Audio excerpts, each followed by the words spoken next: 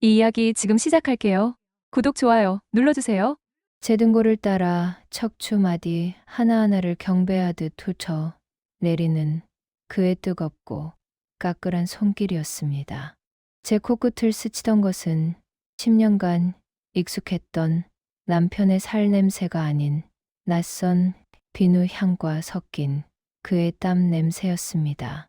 그리고 제 귀가를 채우던 것은 제 자신의 낯선 신음이었습니다.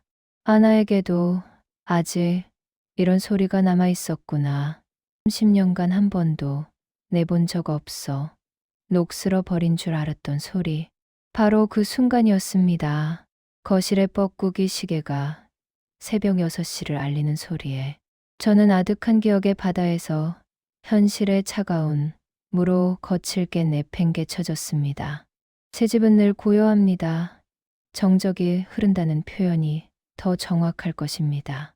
소파 위 쿠션은 언제나 각이 잡혀 있고 대리석 바닥에서는 제 발자국 소리만이 유령처럼 떠다닙니다. 자식들은 오래전에 모두 결혼해서 품을 떠났고 대기업 부장인 남편은 퇴근 후 소파와 한 몸이 되어 TV, 리모컨하고만 대화를 나눕니다. 거실의 뻐꾸기 시계가 정각을 알리는 그 소리가 텅 빈 집안을 날카롭게 가를 때면 저는 이 집이 제가 평생을 바쳐 완벽하게 꾸며놓은 감옥이라는 생각을 합니다. 먼지 한 톨 없는 완벽함, 그 완벽함이 오히려 숨을 막히게 하는 그런 종류의 감옥 말입니다. 저는 유령처럼 집안을 떠돕니다. 아침 6시에 눈을 떠 남편의 아침 식사를 차리고 현관에서 그의 구두를 정리해주고 그가 출근한 뒤에는 텅 빈 식탁을 치웁니다. 남편이 마시다 남긴 커피 잔에는 그의 온기가 아니라 식어버린 의무감만이 남아있는 것 같습니다. 청소기를 돌리고 세탁기를 돌리고 마른 빨래를 갤 때 나는 정전기 소리 저녁 찬거리를 위해 물을 써는 소리, 이것들이 제 하루를 채우는 유일한 소리입니다. 이 모든 것은 완벽한 루틴에 따라 움직입니다. 하지만 그 모든 행위 속에 저는 없습니다. 저는 이 집이라는 거대한 시스템을 유지하기 위해 존재하는 부품일 뿐. 제 심장이 어떻게 뛰고 있는지, 제 영혼이 어떤 색으로 멍들어가고 있는지 아무도 궁금해하지 않습니다. 남편조차도요. 젊은 시절 그는 제 이름을 참 많이 불러주었습니다. 23 벚꽃이 흩날리던 교정에서 처음 만났을 때 그는 수줍게 웃으며 수진 씨라고 저를 불렀습니다. 그의 입술을 통해 나온 제 이름은 세상에서 가장 아름다운 노래 같았는데 그 노래는 언제부터 멈춰버렸을까요? 아이들을 낳고 그 아이들을 키우는 동안 저는 수진이 아닌 엄마가 되었습니다. 아이들의 울음소리와 웃음소리가 집안을 가득 채웠던 시절에는 외로울 틈도 없었습니다. 하지만 아이들이 커가면서 제 역할도 점점 줄어들었고 마침내 아이들이 모두 떠나 버린 지금 저는 이름도 역할도 모두 잃어버린 빈 껍데기가 되었습니다. 남편은 이제 제 얼굴을 제대로 보지도 않습니다. 그의 시선은 늘 TV나 스마트폰 화면에 고정되어 있습니다. 저희가 나누는 대화는 오늘 저녁 뭐야? 이것이 전부입니다. 제가 어떤 표정을 짓고 있는지, 제 목소리가 얼마나 잠겨 있는지 그는 알지 못합니다. 아니, 알고 싶어 하지 않습니다. 그런 제게 유일한 숨구멍이 있었습니다. 일주일에 2번 상가, 지하에 있는 스크린 골프 동호회에 나가는 시간이었습니다. 어둡고 퀴퀴한 지하 공간, 담배 냄새와 방향제가 뒤섞인 공기하지만 그것만이 제가 살아있음을 느끼는 유일한 공간이었습니다. 드라이버가 스크린 속 가상의 공을 때리는 둔탁한 소리를 들으면 20년간 묵은 체증이 조금은 내려가는 기분이 들었습니다. 그곳에서만큼은 저는 최 부장, 아내도 다 큰 자식들의 엄마도 아니었습니다. 그저 수진 씨, 수진 누님으로 불렸습니다. 제 닉네임이 적힌 스코어보드를 볼 때 저는 비로소 제 존재를 확인받는 기분이었습니다. 1년에 딱 한 번 회원들과 다 같이 갯돈을 모아 떠나는 필드. 정모는 제게 명절보다 더 기다려지는 행사였습니다. 숨막히는 집을 떠나 진짜 하늘 아래 진짜 잔디를 밟을 수 있는 유일한 시간이었으니까요. 사건이 있었던 그 여행도 그렇게 시작되었습니다. 조심스럽게 필드 정모 이야기를 꺼내자 남편은 TV 뉴스에서 눈도 떼지 않은 채 말했습니다. 그 나이에 무슨 바람이 들어서 그 돈이면 애들 용돈이나 더 주지. 그의 말은 늘 그런 식이었습니다. 제 삶의 모든 가치는 돈으로 환산되었고 그마저도 제 자신을 위한 것은 사치이자 죄악으로 취급되었습니다. 마치 저는 이 집의 가치를 유지하기 위해 존재하는 감가상각이 끝난 자산 같았습니다. 심장이 차갑게 식는 것 같았지만 저는 애써 아무렇지 않은 척하며 죄인처럼 고개를 숙이고 말했습니다. 회비는 이미 다 냈어요. 1년 행사라 안 갈 수가 없어서. 그는 귀찮다는 듯 손을 휘저었고 그것이 허락의 전부였습니다. 여행 전날 밤 저는 1박 2일의 짐을 쌌습니다. 몇 번 입지 않아 아직 빳빳한 골프 웨어를 차곡차곡 끼워넣고 선크림과 모자를 챙겼습니다. 그렇게 평범한 여행 준비를 하던 중이었습니다. 문득 제 안에서 무언가 속삭이는 것 같았습니다. 이대로 괜찮아. 이렇게 또 아무 일 없이 돌아올 거야. 저는 홀린 듯 옷장 문을 열고 가장 아래 칸 한 번도 열어보지 않던 깊숙한 서랍을 열었습니다.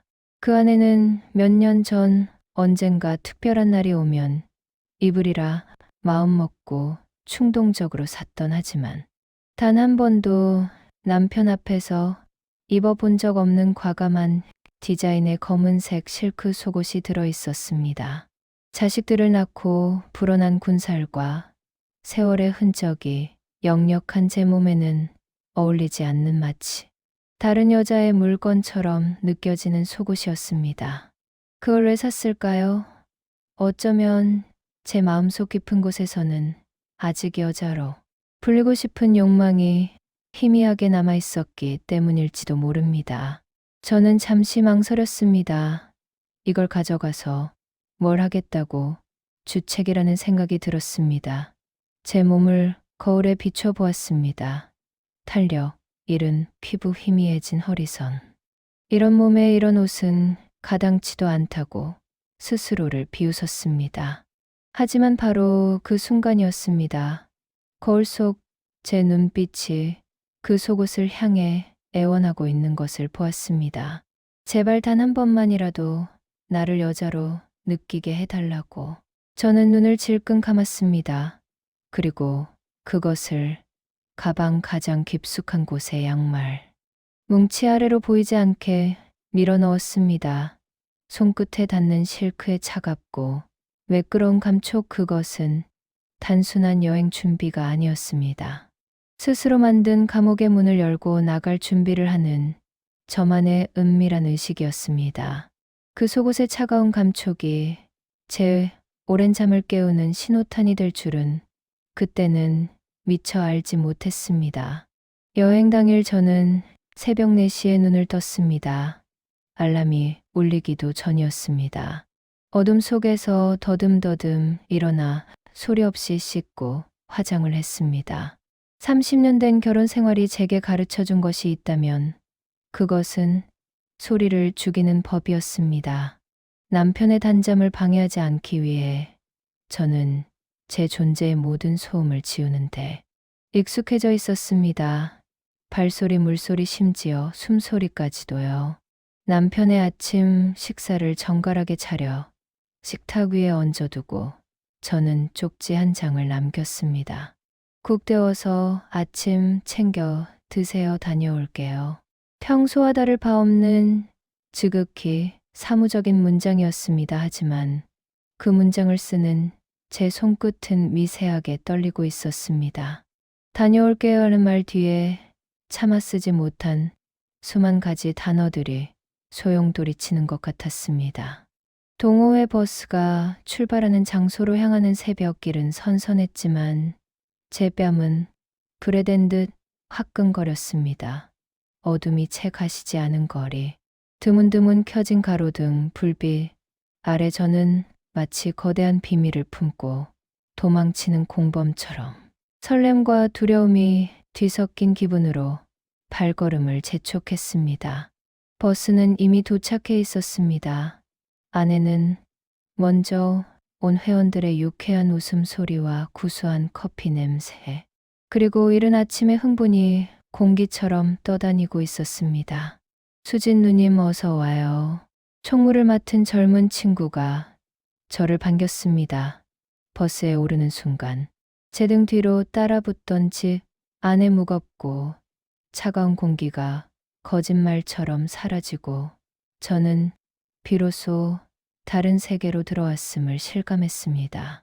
버스의 덜컹거림과 사람들의 소음이 이렇게나 정겹게 느껴질 줄은 몰랐습니다.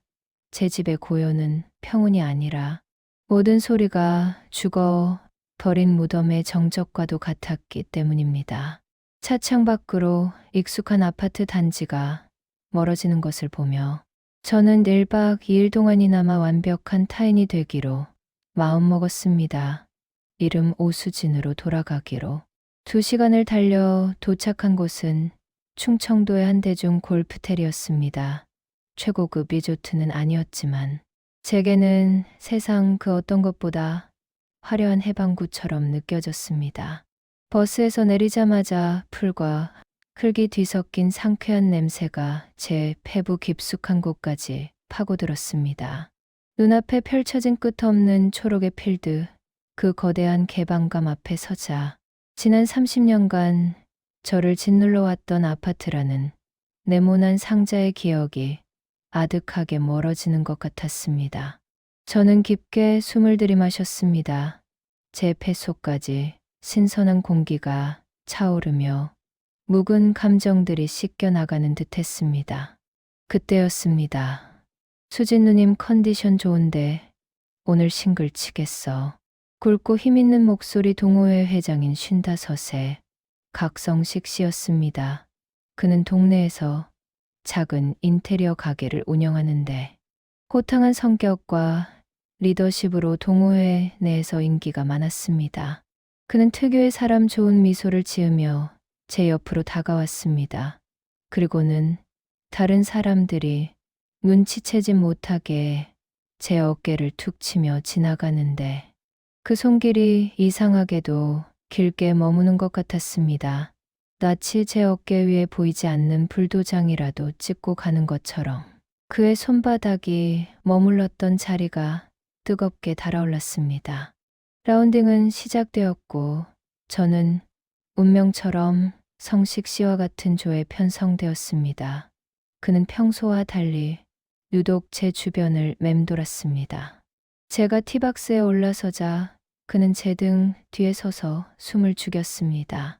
남편의 무관심한 시선에 익숙해져 있던 제게 온 신경을 집중하여 저를 바라보는 그의 시선은 견디기 힘든 긴장감을 주었습니다. 등 뒤가 따끔거리는 것 같았습니다. 그 시선을 의식하자 어깨에 힘이 들어가고 말았습니다. 둔탁한 마찰음과 함께 제가 친 공은 부끄러운 포물선을 그리며 페어웨이 오른쪽 숲으로 날아가 버렸습니다. 저도 모르게 탄식이 터져 나왔습니다. 창피함에 얼굴이 화끈거렸습니다. 그때 성식 씨가 제게 다가와 웃으며 말했습니다. 누님 너무 힘이 들어갔어. 어깨 힘만 빼면 되는데. 그는 그렇게 말하며 자연스럽게 제 등 뒤로 다가왔습니다. 그리고는 제 양어깨를 부드럽게 감싸 쥐었습니다. 자, 이렇게 어깨는 축 늘어뜨리고 고개는 들지 말고. 그의 목소리가 제 귓가를 간지럽혔습니다. 샴푸 냄새와 희미한 담배 냄새, 그리고 그의 채취가 뒤섞여 제 코끝으로 스며들었습니다. 심장이 바닥으로 내려앉았습니다. 그의 단단한 가슴이 제 등에 닿았고 그의 손은 제 어깨를 지나 팔을 따라 내려와 제 손 위에 자신의 손을 포겠습니다. 이렇게 그립을 부드럽게 잡아야지. 그의 뜨겁고 까끌한 손바닥이 제 손등 전체를 감싸는 순간 저는 숨을 멈췄습니다. 마른 장작처럼 버석거리던 제 피부 위로 전기가 흐는 듯한 짜릿함을 느꼈습니다. 결혼 이후 처음 느껴보는 낯선 열기였습니다. 저도 모르게 마른 침을 꿀꺽 삼키자 제 목을대가 작게 떨리는 것이 느껴졌습니다. 그것은 지난 20년간 남편의 손길은커녕 제 손조차 닿은 적 없던 제 인생의 지도에도 없는 저의 잊혀진 영토였습니다. 마치 수십 년간 굳게 닫혀있던 자물쇠에 맞는 열쇠가 들어와 녹슨 부품들이 소리를 내며 처음으로 움직이는 듯한 아프면서도 시원한 감각이었습니다. 시간이 얼마나 흘렀을까요? 몇 초 되지 않았을 그 시간이 제게는 영원처럼 느껴졌습니다. 그가 손을 떼고 한 걸음 물러서자 저는 그가 머물렀던 자리의 온기와 그가 떠나간 자리의 서늘함을 동시에 느꼈습니다. 그 후로도 그의 의도적인 접근은 계속되었습니다. 카트를 타고 이동할 때는 제 옆에 바싹 붙어 앉아 그의 허벅지가 제 허벅지에 닿는 것을 피하지 않았습니다. 처음에는 저도 모르게 몸을 움츠렸지만 그의 태연한 태도에 저 역시 어느새 그 접촉을 받아들이고 있었습니다. 딱딱한 청바지를 통해 전해져 오는 그의 체온이 제 온몸의 신경을 그 한 점으로 집중시키는 것 같았습니다. 그날의 라운딩 스코어는 엉망이었습니다. 하지만 상관없었습니다. 저는 공을 치러 온 것이 아니었으니까요. 저는 잃어버렸던 혹은 잊고 살았던 제 자신을 만나러 온 것이었습니다. 필드 위에서 한 남자의 뜨거운 시선과 노골적인 손길 아래에서 여자라는 이름의 저는 그렇게 긴 잠에서 깨어나고 있었습니다. 엉망이었던 초반의 스코어와는 달리 후반으로 갈수록 제 샷은 안정을 되찾기 시작했습니다. 아니, 안정이라는 표현보다는 과감해졌다는 표현이 더 맞을 것입니다. 박성식 씨의 손길이 제 몸에 남기고 간 그 뜨거운 잔상 때문이었을까요? 저는 더 이상 공을 정확히 맞히는 것에 연연하지 않았습니다. 오히려 제 안에 웅크리고 있던 무언가를 공에 실어 저 멀리 날려버리고 싶다는 파괴적인 충동에 사로잡혔습니다. 드라이버 헤드의 공이 정확히 맞는 순간의 소리는 제 심장을 짓누르던 돌덩이 하나가 부서지는 소리처럼 후련했습니다. 시간은 속절없이 흘러 어느새 마지막 18번 홀에 다다랐습니다.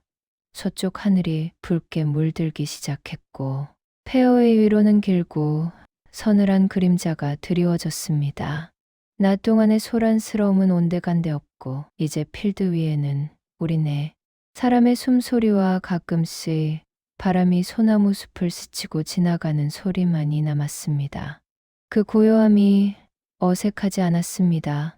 오히려 낮에 그 어떤 순간보다도 더 농밀한 긴장감이 공기를 채우고 있었습니다. 저와 성식 씨 사이는 보이지 않는 끈이라도 연결된 것처럼 서로의 모든 움직임이 느껴졌습니다. 제가 퍼팅 라인을 살피기 위해 허리를 숙이면 등 뒤에서 그의 시선이 제 허리선을 훑은 것이 느껴졌고 그가 물을 마시기 위해 잠시 카트로 돌아설 때면 제 시선은 자석처럼 그의 다부진 어깨로 향했습니다. 저희는 단 한마디의 말도 나누지 않았지만 이미 수만 가지의 대화를 나눈 것처럼 서로를 의식하고 있었습니다. 마지막 퍼팅은 제 차례였습니다. 핀까지의 거리는 약 3걸음, 결코 짧지 않은 거리였습니다. 저는 퍼터를 쥔 채 그린 위에 쪼그려 앉아 신중하게 라인을 읽었습니다. 하지만 제 머릿속은 온통 다른 생각으로 가득했습니다. 이 퍼팅이 끝나면 이 하루도 끝이 난다. 이기적 같았던 짧은 해방도 모두 끝이 난다. 그러면 나는 다시 그 고요한 감옥으로 돌아가 이름 없는 유령으로 살아야 한다. 그 생각에 이르자 갑자기 눈앞이 아찔해졌습니다. 수진 누님 너무 생각 많으면 오히려 안 들어가. 그냥 느낌대로 쳐요. 성식 씨가 제 등 뒤에서 나직하게 말했습니다. 저는 대답 대신 천천히 일어나 어드레스 자세를 잡았습니다. 제발 이 순간이 영원했으면 좋겠다. 이 긴장감, 이 설렘 살아있다는 이 감각이 사라지지 않았으면 좋겠다. 제 모든 염원을 담아 저는 부드럽게 퍼터를 밀었습니다. 하얀 공은 제가 그린 라인을 따라 정확하게 굴러갔습니다. 모두의 숨죽인 시선이 그 작은 공의 움직임을 쫓았습니다. 그리고 경쾌한 금속성 소리와 함께 공이 홀컵 안으로 빨려 들어갔습니다. 나이스 파. 동반자들이 박수를 치며 환호했습니다.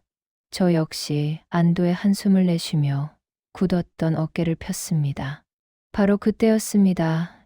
성식 씨가 제게 다가와 수고했어 누님 하며 제 어깨를 감싸 안았습니다.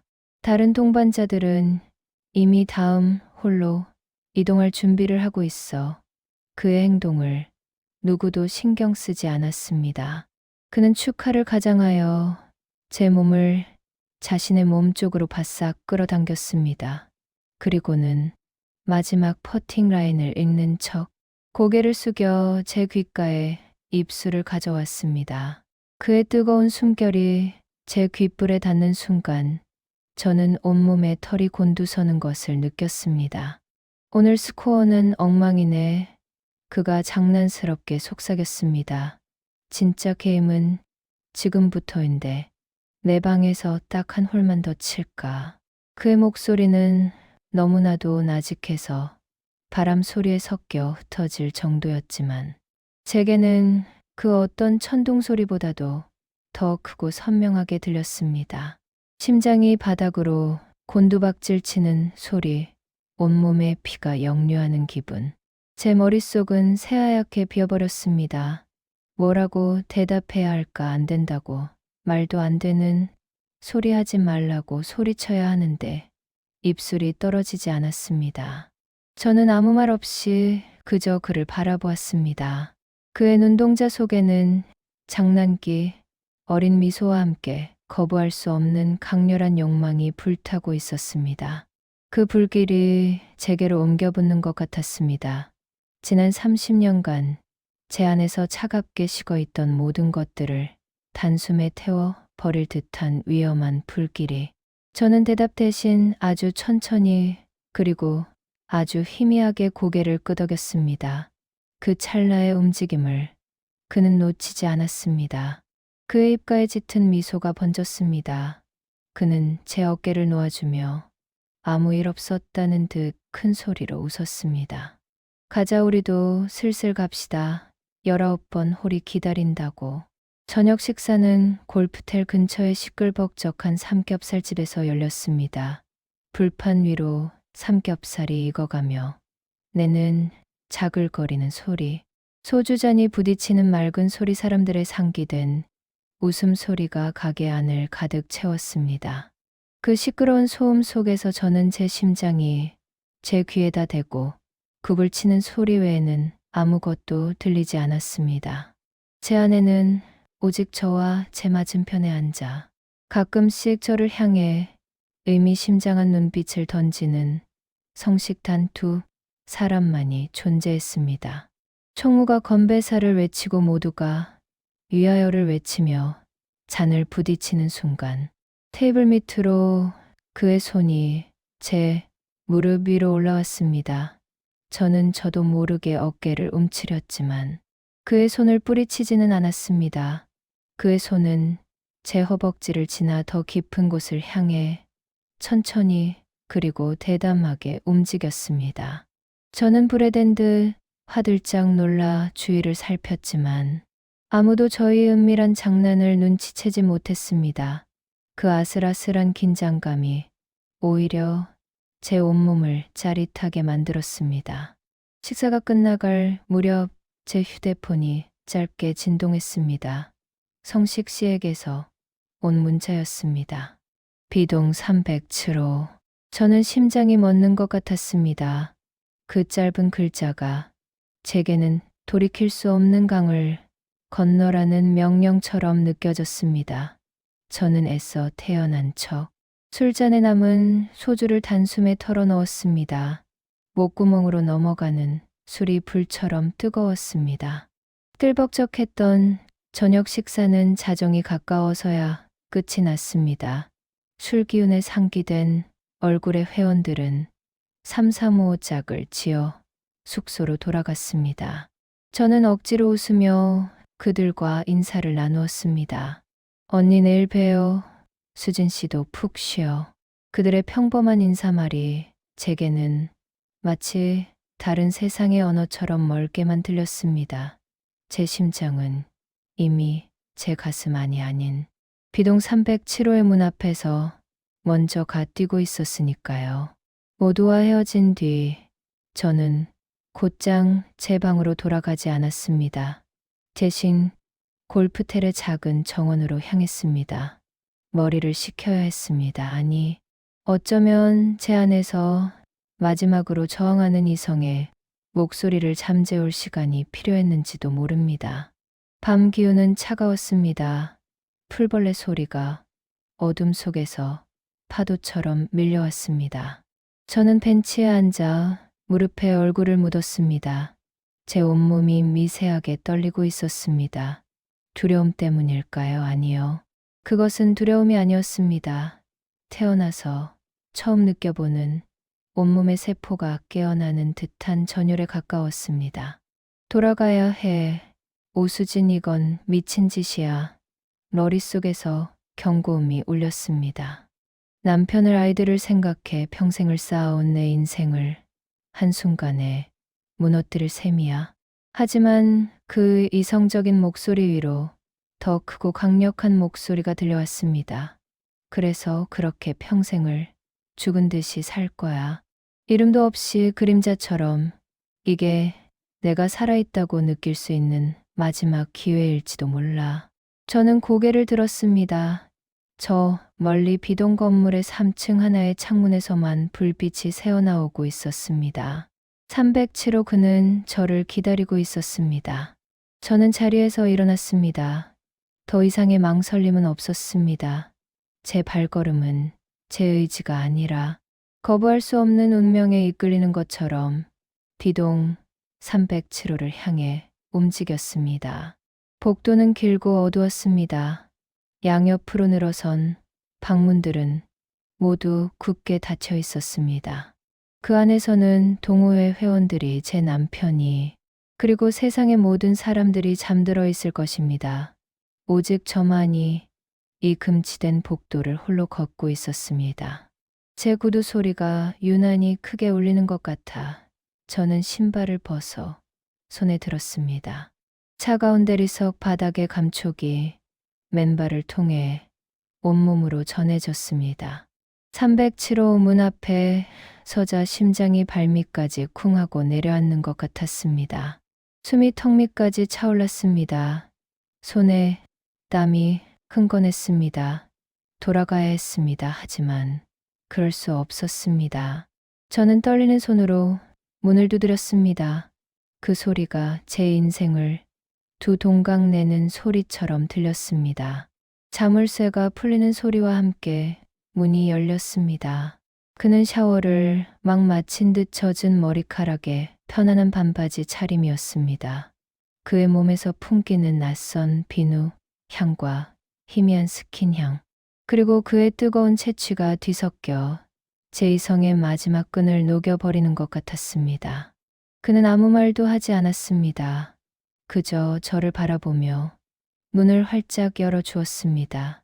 제가 들어갈 수 있도록.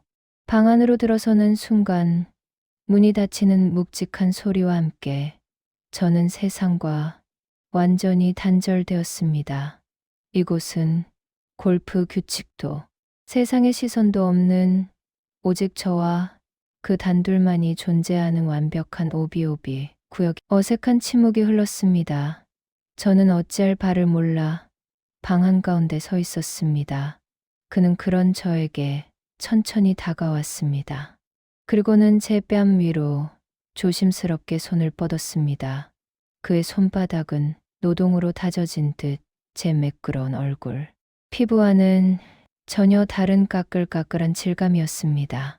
하지만 이상하게도 그 거친 감촉이 불쾌하기는커녕 마치 사포가 오래된 가구의 낡은 칠을 벗겨내고 속살을 드러내듯 제 피부 표면에 모든 죽은 감각을 일깨우는 것 같았습니다. 그의 손이 제 턱을 지나 목선을 따라 쇄골 위를 천천히 쓸어내렸습니다. 그의 손길이 닿는 곳마다 제 피부 위로 불길이 번져나가는 것 같았습니다. 그는 제 옷의 단추를 풀기 시작했습니다. 저는 저항하지 않았습니다. 아니, 저항할 수 없었습니다. 제 몸은 이미 제 것이 아니었습니다. 그의 손길에 반응하는 낯선 쾌감의 숙주가 되어 버린 것 같았습니다. 제 겉옷이 바닥으로 떨어지고 마침내 가방 깊숙이 숨겨왔던 검은색 실크 속옷이 드러났습니다. 그의 눈빛이 순간 깊어지는 것을 느꼈습니다. 그는 잠시 제 몸을 감상하는 듯 하더니 이내 저를 번쩍 안아 침대 위로 눕혔습니다. 그의 단단한 몸이 제 위를 덮었을 때 저는 30년간 저를 짓누르던 남편의 의무적인 무게와는 전혀 다른 제 존재 자체를 탐하는 듯한 뜨거운 무게감을 느꼈습니다. 그의 입술이 제 입술을, 제 목덜미를, 제 어깨를 지치지도 않고 탐했습니다. 그리고는 제 귀에 대고 속삭였습니다. 수진 씨 예쁘네.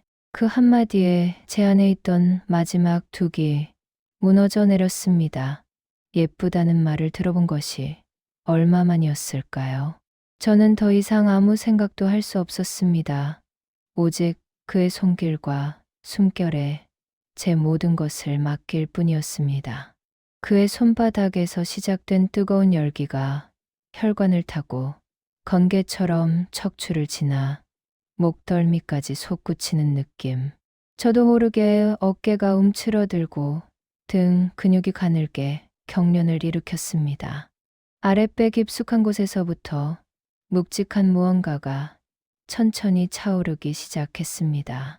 그의 낮은 숨소리가 제 귓가를 파고들자 등 위로는 서늘한 소름이 기어갔습니다.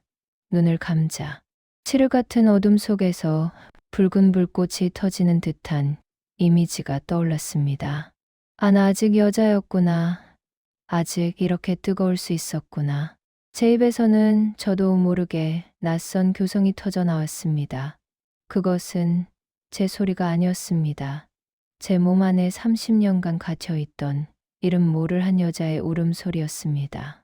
쾌락의 파도가 온몸을 덮쳐올 때 저는 공허함이 아닌 20년간 묵은 감정의 응어리가 터져나가는 듯한 완전한 해방감과 후련함을 맛보았습니다.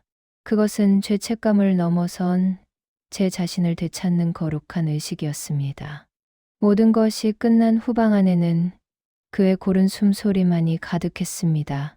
저는 아무 말도 하지 않았습니다. 할 말이 없었습니다. 어둠 속에서 저는 그저 제 몸 위에 남아있는 그의 땀과 제 눈가에 흐르는 뜨거운 눈물을 느끼고 있었습니다. 그 눈물은 후회의 눈물이 아니었습니다. 비로소 살아있음을 느낀 한 여자의 기쁨의 눈물이었습니다. 새벽 희미하게 들려오는 새소리에 저는 눈을 떴습니다. 낯선 천장, 낯선 공기, 그리고 제 옆에서 고른 숨을 내쉬며 잠들어 있는 낯선 남자, 어젯밤의 모든 것이 꿈이 아니었음을 증명하는 풍경이었습니다. 예전 같았으면 심장이 철렁 내려앉고 수치심과 공포에 질식했을지도 모릅니다. 하지만 이상하게도 제 마음은 폭풍이 지나간 뒤의 바다처럼 고요했습니다. 저는 조심스럽게 몸을 일으켰습니다. 비거기는 침대 소리에 그가 잠시 뒤척였지만 다행히 깨지는 않았습니다. 어둠 속에서 그의 얼굴 윤곽을 가만히 바라보았습니다. 어젯밤 제 안의 모든 것을 끄집어냈던 그 남자. 하지만 제 마음속에 사랑이라는 감정은 없었습니다. 애틋함도 미련도 없었습니다. 그저 깊은 잠에 따진 아이를 바라보는 엄마처럼, 혹은 복잡한 수술을 성공적으로 끝내준 의사를 바라보는 환자처럼 기묘한 평온함과 아주 희미한 고마움만이 느껴질 뿐이었습니다. 그는 제게 닫혀있던 문을 열어준 열쇠였고 이제 그 역할은 끝났습니다. 저는 소리 없이 침대에서 빠져나와 바닥에 흩어진 제 옷을 주워 입었습니다. 그의 방을 나서는 제 발걸음에는 죄인의 비참함이나 도망자의 초조함은 없었습니다. 오히려 당당하고 고요했습니다. 문이 닫히는 소리와 함께 저는 비로소 어젯밤의 저와 오늘의 제가 완전히 다른 사람이 되었음을 깨달았습니다. 제 방으로 돌아와 저는 곧장 샤워기 아래로 섰습니다. 뜨거운 물줄기가 제 몸 위로 쏟아져 내렸습니다. 어젯밤의 흔적을 씻어내기 위함이 아니었습니다. 오히려 제 몸에 새겨진 모든 감각을 하나하나 되새이기 위함이었습니다. 그의 손길이 머물렀던 어깨, 그의 입술이 닿았던 목덜미, 제 안의 모든 것을 깨웠던 그의 뜨거움. 그 모든 감각들이 제 몸의 일부가 되었음을 확인하는 의식이었습니다. 샤워를 마치고 저는 김이 서린 욕실 거울 앞에 섰습니다. 거울 속에는 낯선 여자가 서 있었습니다. 53세 나이에 탄력을 잃은 피부와 희미한 잔주름은 그대로였지만 눈빛이 달랐습니다. 늘 공허하고 불안하게 흔들리던 눈동자는 이제 깊이를 알 수 없는 호수처럼 차분하고 깊게 가라앉아 있었습니다. 목덜미와 어깨에 희미하게 남은 붉은 흔적들이 보였습니다. 예전 같았으면 그것을 수치의 낙인이라 여기며 절망했겠지만 그날 아침 저는 그 흔적들이 마치 전쟁에서 승리하고 돌아온 장군의 훈장처럼 자랑스럽게 느껴졌습니다. 저는 제 몸을, 제 자신을 처음으로 미워하지 않고 마주 볼 수 있었습니다. 아침 식사를 위해 식당으로 내려갔을 때 대부분의 회원들이 피곤하고 부은 얼굴로 앉아 있었습니다. 간밤의 과음 때문일 것입니다. 저 역시 한숨도 자지 못했지만 이상하게도 몸은 솜털처럼 가벼웠고 정신은 수정처럼 맑았습니다. 커피 한 잔을 들고 창가에 자리를 잡았을 때 식당으로 들어서는 성식 씨와 눈이 마주쳤습니다. 그는 잠시 흠칫 놀라는 듯 보였습니다.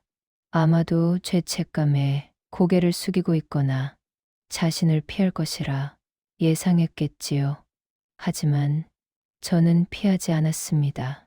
저는 그의 눈을 똑바로 바라보며 아주 희미하게 저만이 알 수 있는 미소를 지어 보였습니다. 그의 얼굴에 당혹감과 흥미로움이 뒤섞인 복잡한 표정이 스쳐 지나갔습니다. 그 순간 저는 알 수 있었습니다. 이제 이 게임의 주도권은 제게 넘어왔다는 것을. 이틀 차 라운딩이 시작되었습니다. 저는 완전히 다른 사람이 되어 한번 홀티박스에 섰습니다. 어젯밤의 해방감은 제게 필드를 지배하는 여왕과도 같은 자신감을 부여했습니다.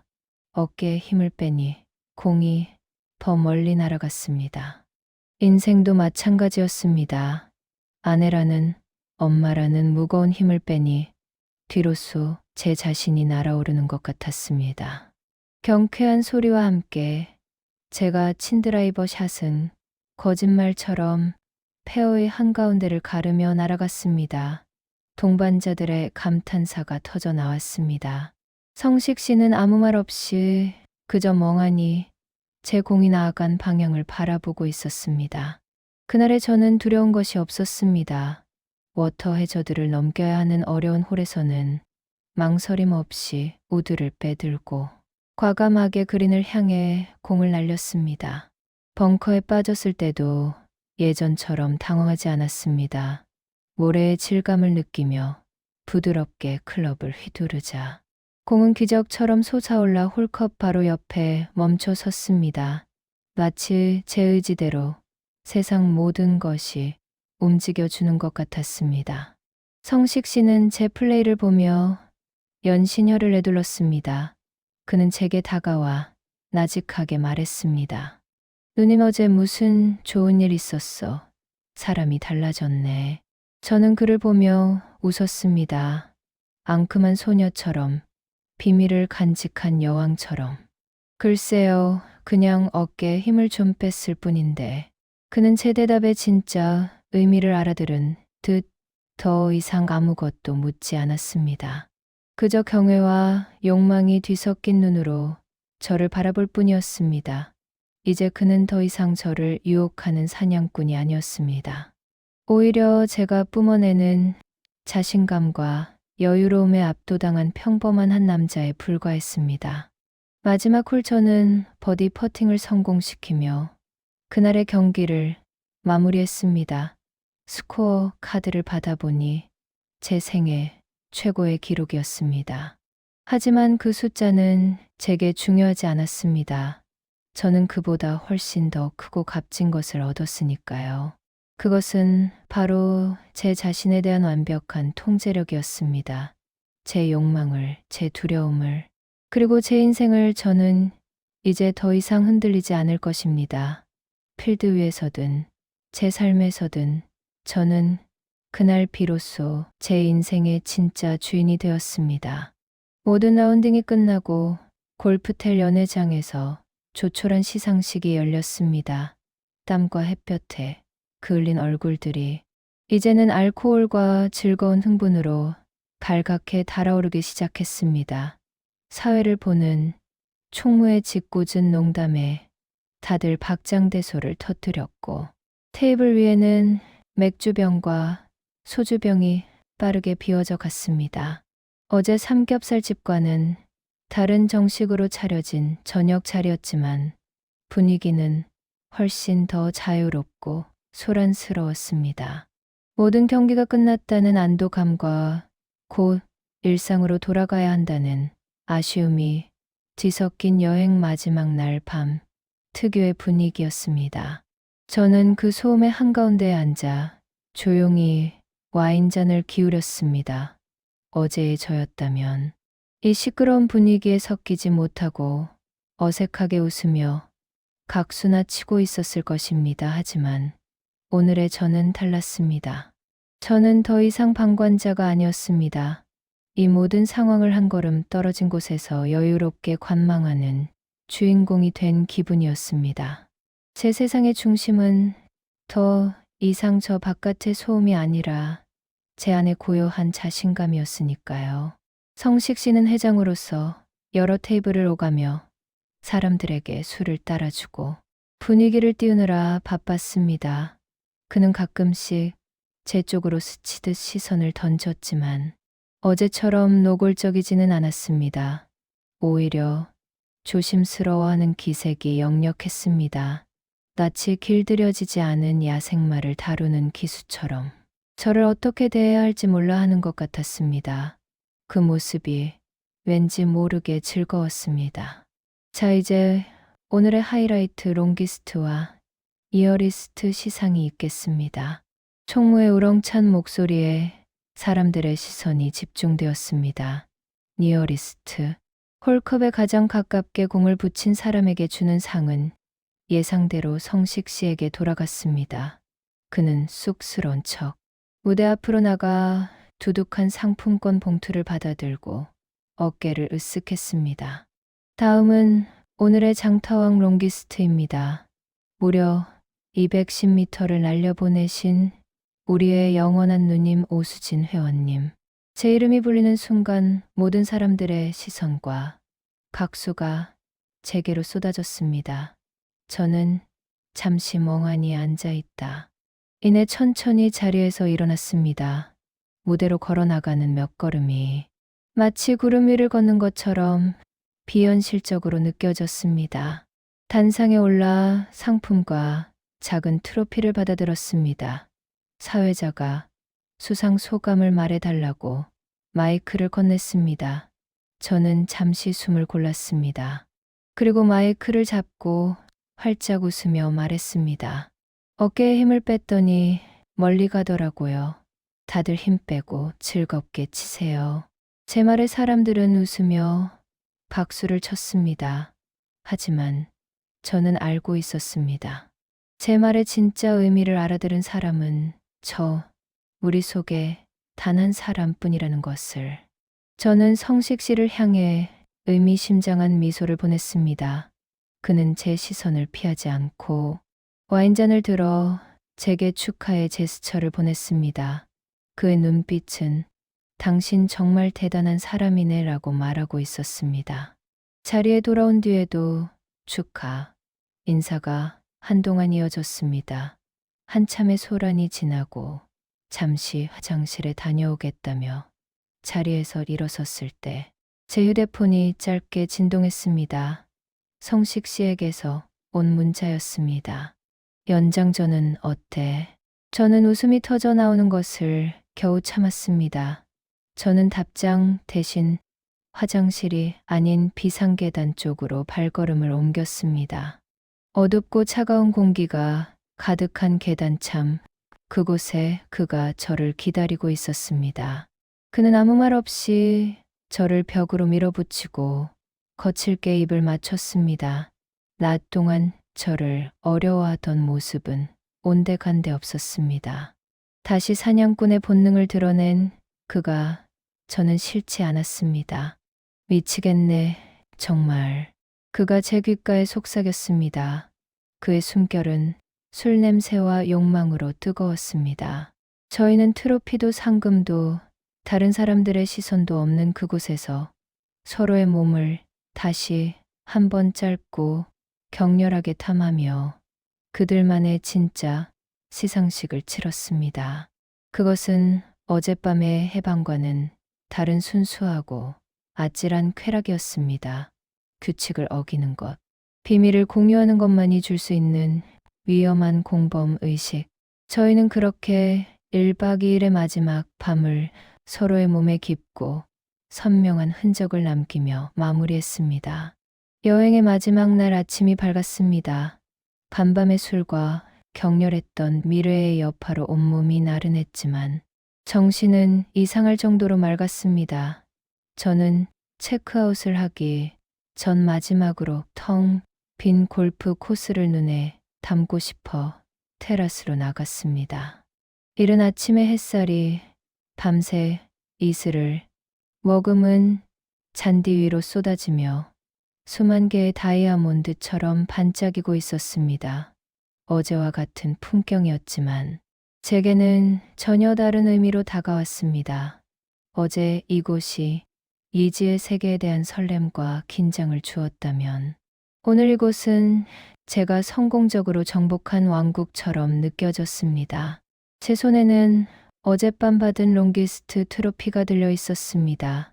플라스틱으로 만든 조악하고 가벼운 트로피하지만 이 순간 제게는 세상 그 어떤 보물보다도 무겁고 값지게 느껴졌습니다.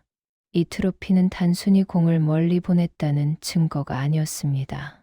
제가 제 인생의 경계선을, 저의 한계를 가장 멀리 가장 성공적으로 넘어섰다는 증표였습니다. 저는 지난 1박 2일을 천천히 복기해 보았습니다. 집을 나설 때의 설렘, 필드 위에서 느꼈던 짜릿한 긴장감, 18번 홀에서의 은밀한 속삭임, 그리고 제 모든 것을 뒤흔들었던 오비 구역에서의 밤. 그 모든 순간들이 파노라마처럼 제 머릿속을 스쳐 지나갔습니다. 후회는 없었습니다. 죄책감도 없었습니다. 오히려 가슴 벅찬 충만함만이 남아있을 뿐이었습니다. 저는 깨달았습니다. 제가 이번 여행에서 얻은 것은 단순한 트로피나 하룻밤의 쾌락이 아니라는 것을, 그것은 자신감이라는 이름의 새로운 무기였습니다. 남편의 인정이나 자식들의 효도가 아닌 오로지 저 자신의 선택과 행동으로 얻어낸 온전한 성취감이었습니다. 저는 이제 더 이상 남의 시선에, 남이 정해준 규칙에 얽매이지 않을 것입니다. 제 인생의 퍼터는 이제 제 자신이 쥐고 있으니까요. 그동안 저는 제 삶이라는 그린 위에서 너무 많은 생각과 두려움 때문에 번번이 퍼팅을 놓쳐왔습니다. 홀컵을 뻔히 보고도 혹시나 빗나갈까봐, 혹시나 너무 길거나 짧을까봐 망설이고 또 망설이다 결국 최악의 결과를 만들곤 했습니다. 하지만 이제는 아니었습니다.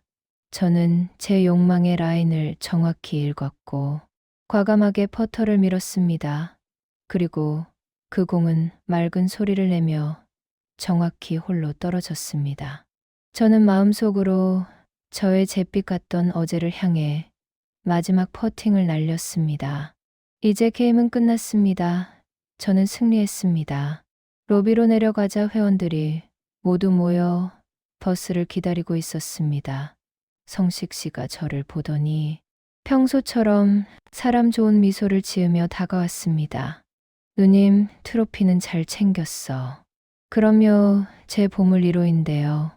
저희는 아무도 모르는 비밀을 공유한 채 마지막 인사를 나누었습니다. 악수를 청하는 그의 손을 잡았을 때 어젯밤 저를 어루만지던 그 손의 감촉이 떠올랐지만 더 이상 제 심장은 뛰지 않았습니다. 이미 모든 것은 끝났고 정리되었으니까요. 그는 제 인생이라는 필드 위에서 아주 중요한 역할을 해준 캐디였을 뿐 그 이상도 이하도 아니었습니다. 버스는 서울을 향해 출발했습니다. 창밖으로 골프텔의 풍경이 멀어지는 것을 보며 저는 눈을 감았습니다. 그리고 제 마음속 비밀의 방에 지난 1박 2일의 모든 감각과 기억들을 소중하게 담았습니다. 이 비밀은 이제 저 고요한 감옥 같은 집으로 돌아가서도 저를 지켜줄 유일한 갑옷이 될 것입니다. 몇 주가 흘렀습니다. 제 삶은 겉으로 보기엔 아무것도 변하지 않았습니다. 저는 여전히 아침이면 남편의 밥을 차리고 오후에는 청소기를 돌리고 저녁이면 TV 소음 속에서 홀로 저녁을 먹습니다. 제 이름은 여전히 불리지 않고 집안의 고요는 여전합니다. 마치 그 뜨거웠던 1박 2일은 한여름 밤의 꿈이었던 것처럼 아득하게만 느껴졌습니다.